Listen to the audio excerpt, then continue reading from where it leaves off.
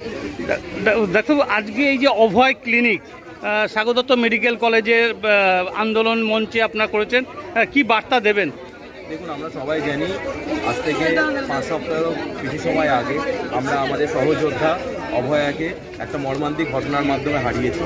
সেই ঘটনায় সমাজের বিভিন্ন স্তরে মানুষের কাছে যে সবাই যে জেগে উঠেছে, সেই সমাজের মানুষকে গোষ্ঠীবদ্ধ করার জন্য এটা আমাদের বার্তা, যাতে আমাদের হয়ে যে প্রাণ দিল যে বোন, সেই বোনের স্মরণে আমরা সবাই যাতে আমরা যে ডাক্তারি আমরা পরিষেবার সাথে যুক্ত, সেই পরিষেবা আরও বেশি বেশি মানুষের কাছে পৌঁছে দেওয়ার জন্য এই রবিবারের মতো দিনেও আমরা এই অভয় ক্লিনিক করে আমরা আরও মানুষকে আমাদের সাথে যুক্ত করতে চাইছি।